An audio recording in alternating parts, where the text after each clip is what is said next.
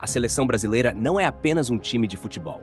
Ela faz parte da história do Brasil e da vida de milhões de brasileiros. São gerações que cresceram vendo essa camisa entrar em campo e fazer o mundo inteiro respeitar o nosso futebol.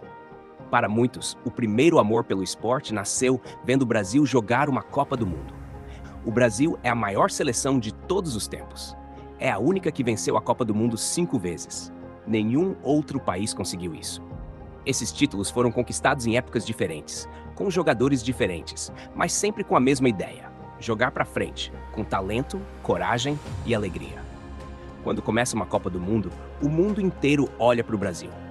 Mesmo antes da bola rolar, a camisa amarela já chama atenção.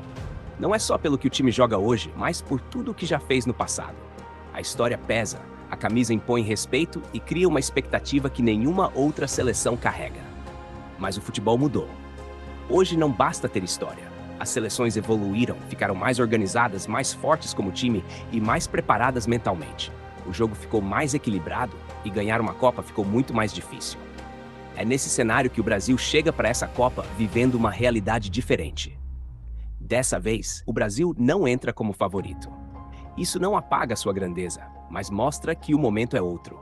A camisa continua pesada, mas já não assusta como antes. O respeito existe, mas agora vem acompanhado de dúvidas. E talvez seja exatamente isso que mude tudo.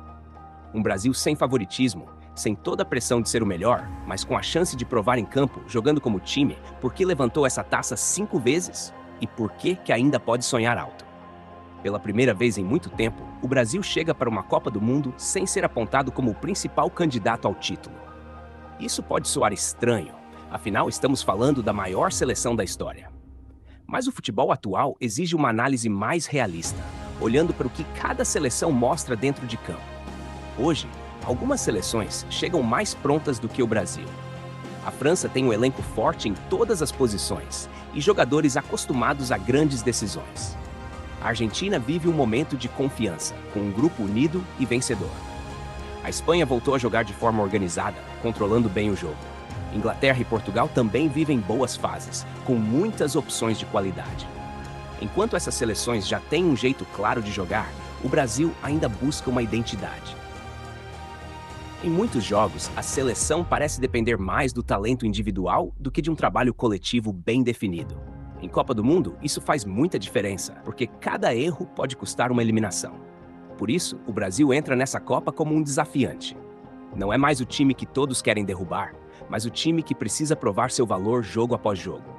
A história ainda é respeitada, mas o favoritismo hoje está com outros. E isso não precisa ser algo ruim. Sem a obrigação de ser o melhor, o Brasil pode jogar mais leve, com menos medo e mais foco no que realmente importa: jogar bem como time. O grupo do Brasil na Copa, olhando no papel, é considerado tranquilo. A seleção brasileira tem mais qualidade técnica e mais tradição do que a maioria dos adversários.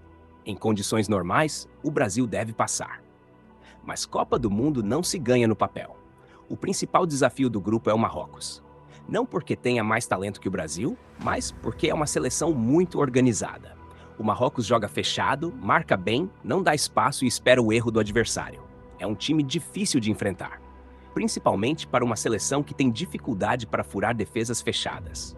Esse tipo de adversário costuma incomodar muito o Brasil atual. Quando o jogo fica travado e o tempo passa, a pressão aumenta e o Brasil se perde. Por isso, o confronto contra o Marrocos exige paciência, movimentação e inteligência.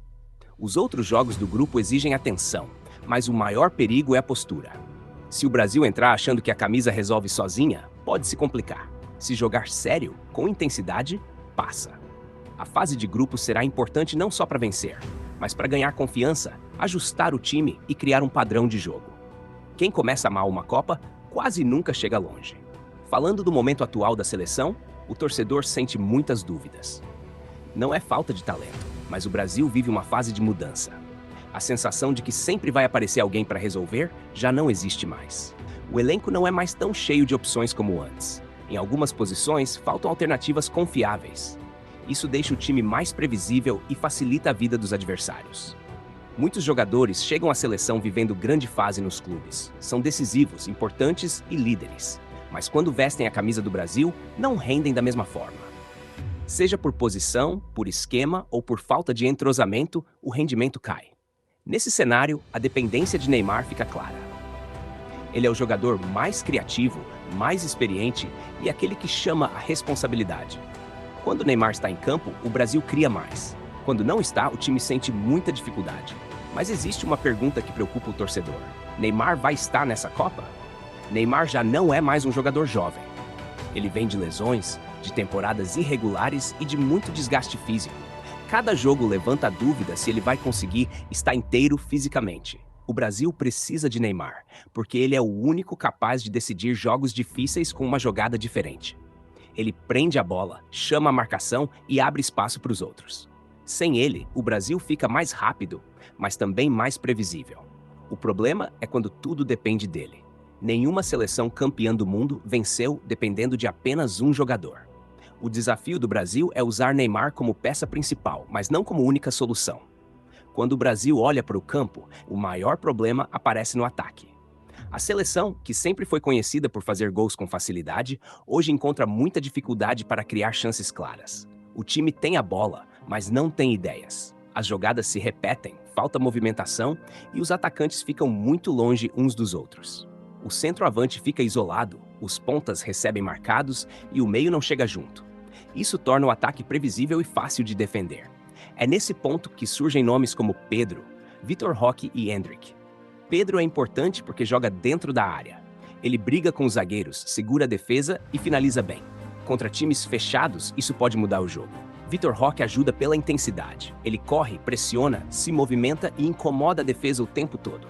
Mesmo quando não faz gol, muda o ritmo da partida. Endrick traz algo que o Brasil perdeu: coragem. Ele joga sem medo, parte para cima e tenta decidir. Não pode ser tratado como salvador, mas pode ser uma opção diferente em jogos travados. Esses jogadores não são solução mágica, mas oferecem alternativas. E uma seleção forte precisa de alternativas. Outro problema está nas convocações.